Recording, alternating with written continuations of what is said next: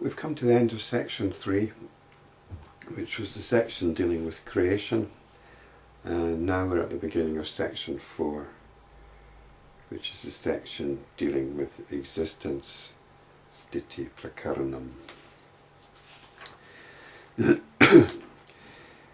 There's a very easy flipping in the ancient mind between what's going on within the immediate moment and what's going on a universal level. This is maybe a little bit confusing to the modern mind. It was common to many different cultures, this identification of the individual with the cosmos. And while it can be quite inspiring in some ways to have that identification, it can create problems as well. And the Yoga Vasistha sometimes gets a little bit preoccupied with dealing with these problems of how the universe comes into being and how it actually comes back into being after it's dissolved. And this section dealing with existence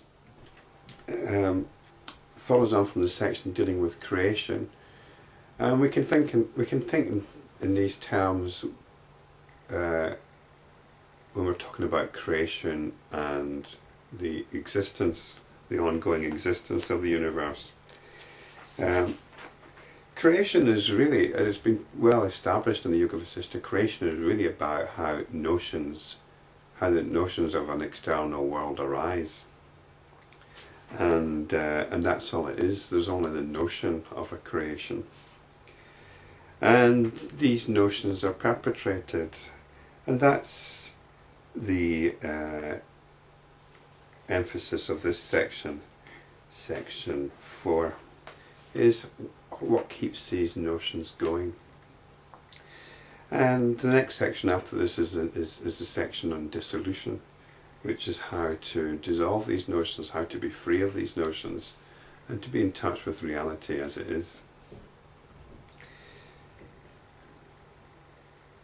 So we'll bear that in mind as we hear about creation and cosmic dissolution.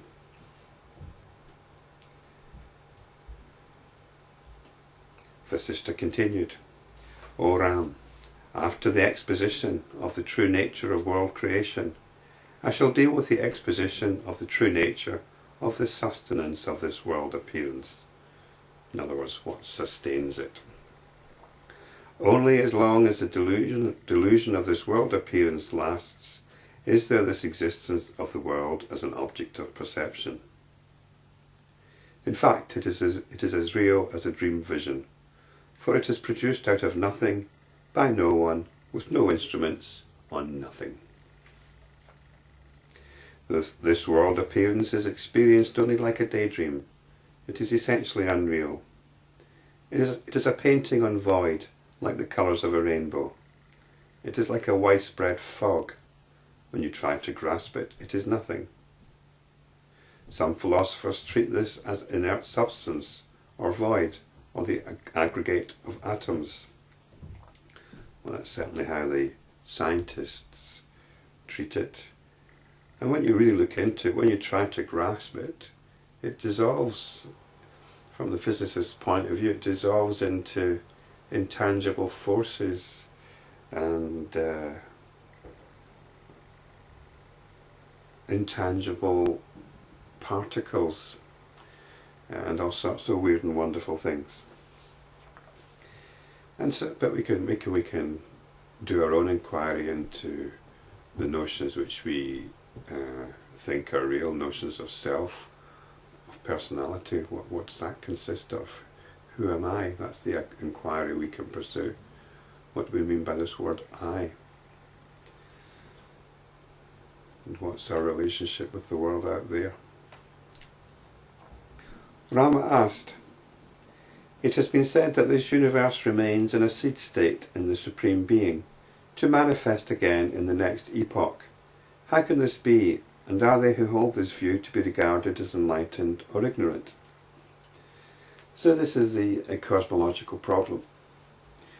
Nothing remains after the cosmic dissolution.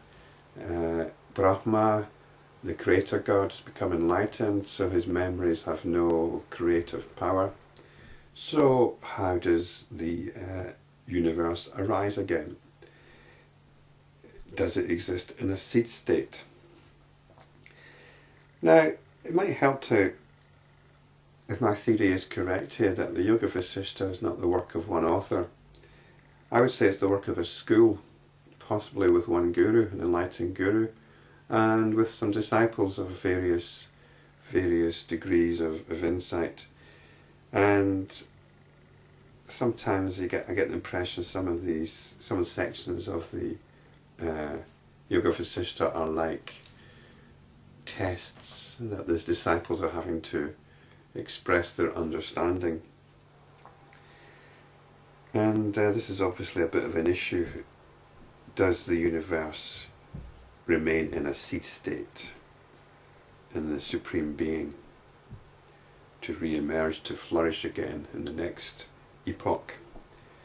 Vasistha continued, they who say that this universe exists in a seed state after the cosmic dissolution are those who have firm faith in the reality of this universe. This is pure ignorance, O Ram. It is a totally perverted view, which deludes both the teacher and the hearer.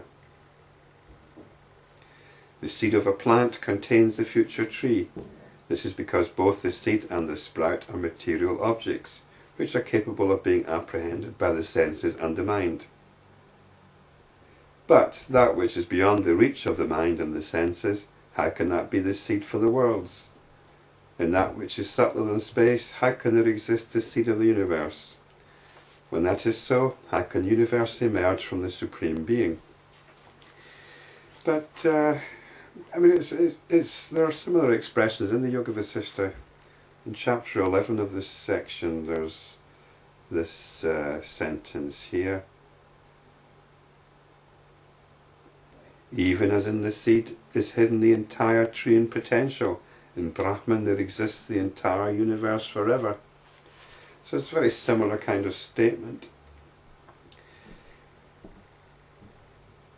But here the notion is being refuted. How can something exist in nothing? And if there is something called the universe in it, how is it not seen? How can a tree spring out of the empty space in a jar?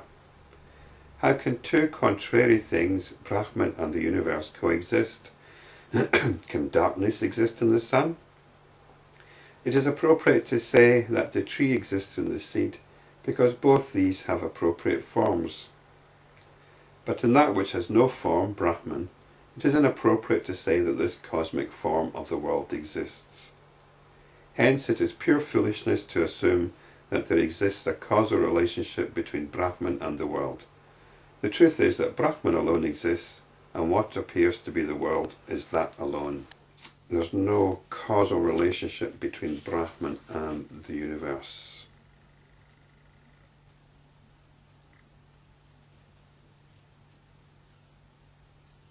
So we're really getting into some metaphysical speculation here, which is quite interesting, but it's not particularly useful from a spiritual point of view.